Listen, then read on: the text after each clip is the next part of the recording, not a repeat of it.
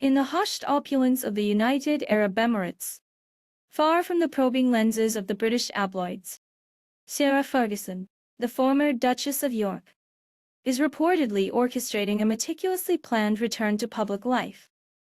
Her current self-imposed exile, initiated with a discreet departure from the United Kingdom, comes in the wake of explosive new revelations from the recently unsealed Jeffrey Epstein documents, which have cast a long, unflattering shadow over both her and her former husband, Prince Andrew.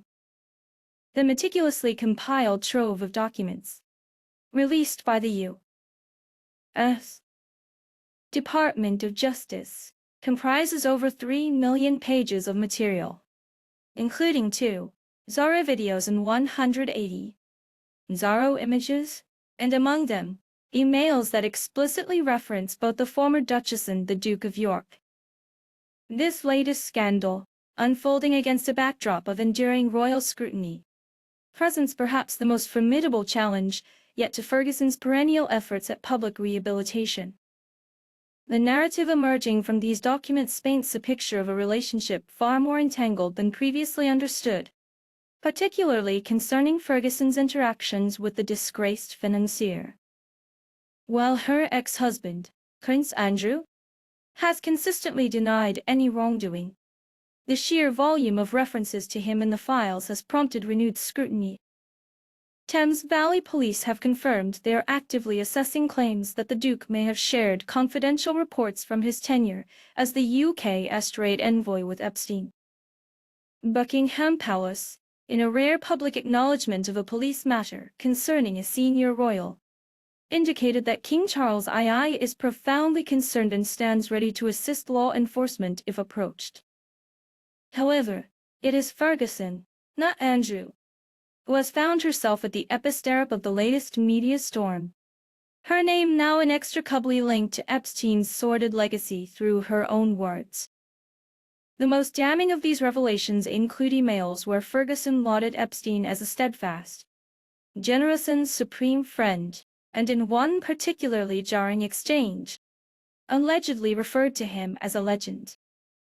Another message, stark in its casualness, even depicted her joking about marrying him. Perhaps most unsettling are references suggesting that she maintained contact with Epstein after his release from prison for soliciting prostitution from a minor in 2008. These communications reportedly include a lunch meeting she and her daughters attended with him a mere 5 days after his incarceration ended, an event that, in retrospect, appears deeply ill-advised and indicative of a profound misjudgment of character.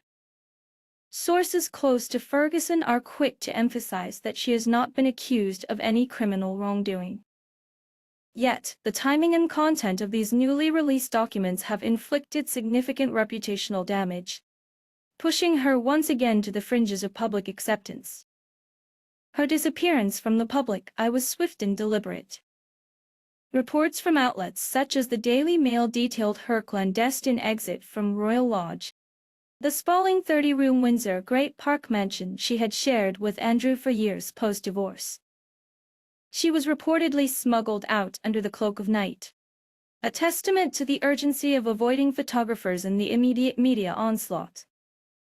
Her initial refuge was in the serene French Alps with trusted friends, a brief interlude before her onward journey to the more distant and private confines of the United Arab Emirates. Here, amidst the sun-drenched landscapes and discreet luxury, she is said to be dividing her time between quiet introspection and intensive discussions about her future.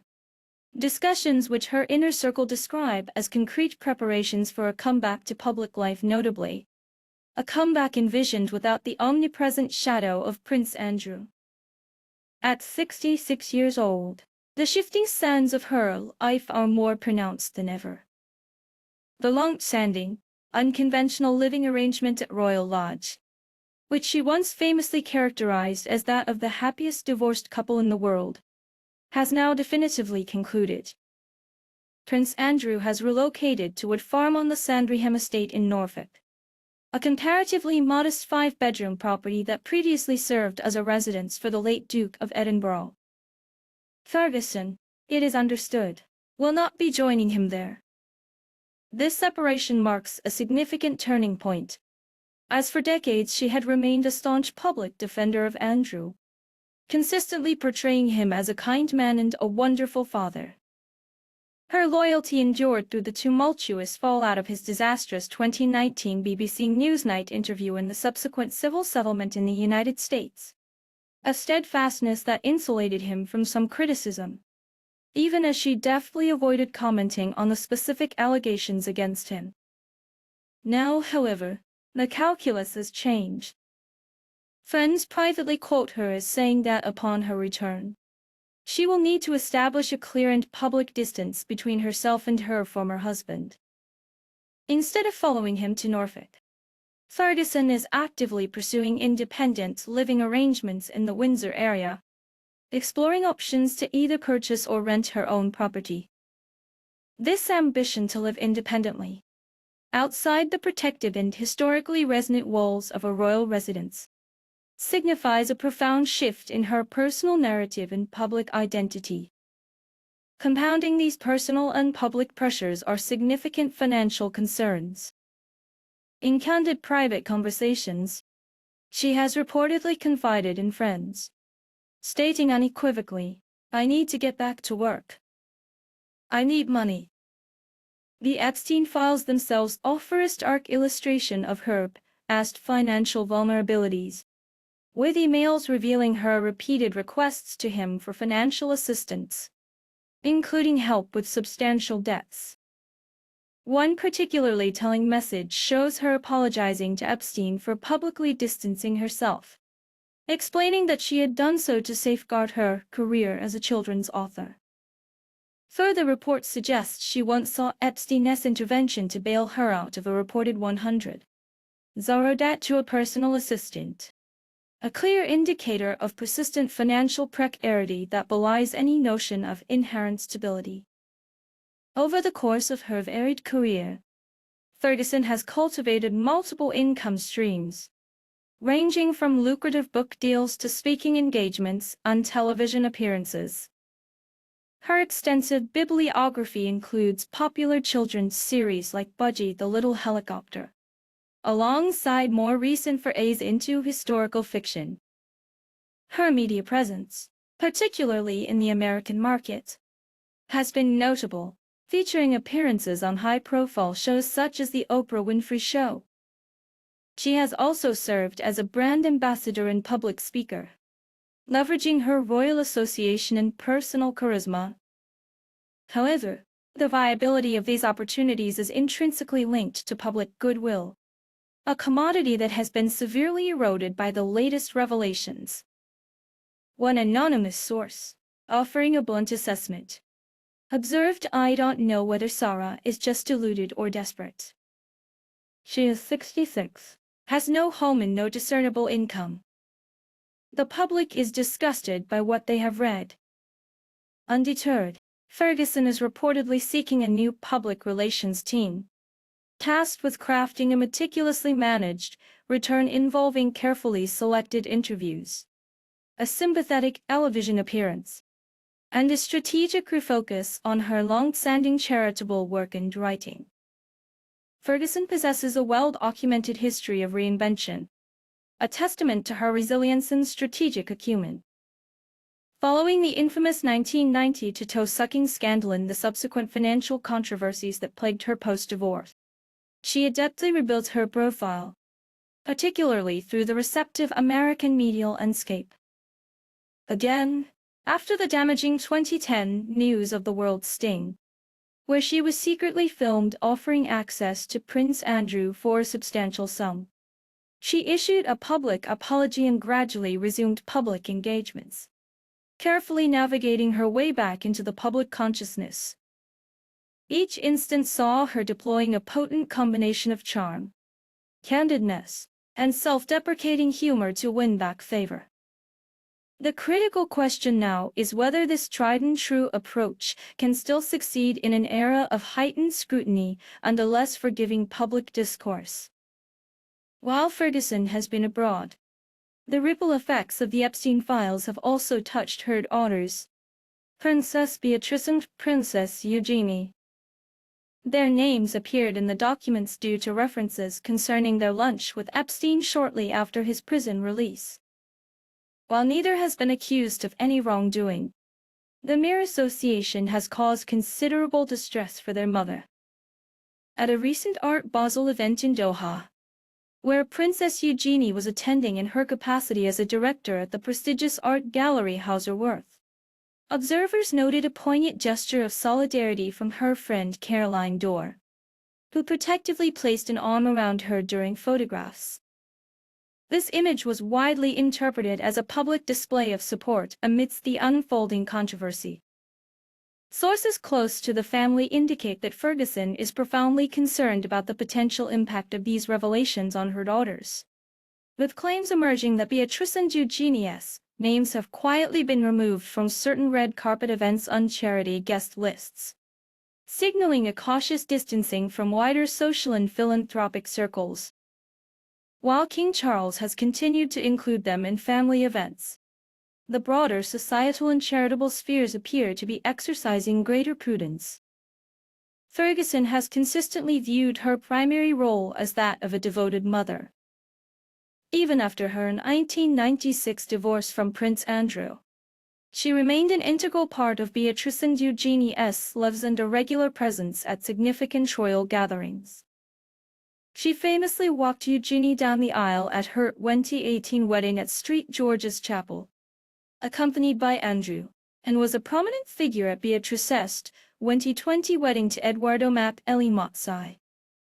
Should she conclude that her past actions, now brought to light, had inflicted reputational harm upon her daughters, that realization could profoundly shape the strategy and tone of her eventual return to public life. The issue of housing adds another layer of complexity to her current situation. While some tabloid sensationalized her departure from Royal Lodge as a dramatic eviction, the reality is more nuanced. The long-standing arrangement simply reached its natural conclusion. Prince Andrew's move to Sandringham, initially to Wood Farm and with plans for a more permanent residence on the estate, has been widely reported. Ferguson's stated desire to secure her own property within reach of Windsor underscores her intention to remain geographically close to her daughters and connected to royal life, yet symbolically independent of Andrew.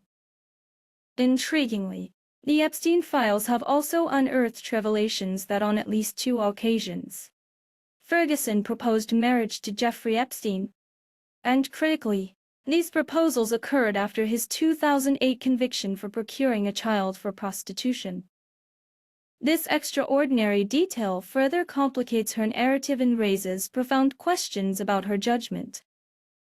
For decades, Ferguson has navigated a complex path, oscillating between the periphery and the heart of the royal fold. She forfeited her HRH status following her divorce, but remained a familiar and often beloved figure at major royal events, including the funeral of Prince Philip and the coronation of King Charles, though she did not attend the Westminster Abbey ceremony itself. Friends suggest she harbors a belief that she can once again bounce back in typical Fergie style, envisioning a return to the warmth and accessibility that initially endeared her to the public in the late 1980s. However, this is a vastly different era, characterized by far sharper scrutiny, relentless digital archiving, and a considerably less forgiving public opinion. In recent years, Ferguson has also confronted serious health challenges, including a breast cancer diagnosis in 2023, followed by treatment for melanoma. During this difficult period, she spoke with commendable openness about the critical importance of early detection and passionately urged women to attend screenings. These messages garnered widespread praise and evoked considerable public sympathy. If she chooses to anchor her comeback around health advocacy, children's literacy, and her extensive charitable endeavors, these efforts could indeed form a credible and compelling backbone for her public rehabilitation. For the immediate future, Ferguson remains abroad, meticulously dividing her time between private residences in the UAE and brief, strategically planned visits linked to her daughter's professional engagements in the Gulf region. Those closest to her report that she is diligently scrutinizing media coverage and carefully weighing her strategic options. The central question looming over her potential return is one of timing and approach. Will she attempt a quiet, gradual reintegration into Windsor life through small, low-key engagements, or will she opt for a more dramatic, high-profile return, perhaps by sitting down for a major tell-all interview to directly address the contents of the Epstein emails? To date, there has been no formal statement from her regarding the document release. This silence could be a calculated strategic maneuver, or it could simply reflect a period of profound uncertainty and careful deliberation. What remains unequivocally clear, however, is that at 66, without a permanent home, and confronting considerable financial pressures, Sarah Ferguson harbors no intention of quietly fading into obscurity. She has rebuilt her life in public profile before, demonstrating a remarkable capacity for resilience. Whether she can successfully navigate this latest, most challenging storm, under an unprecedented level of public scrutiny, remains the most compelling question of all.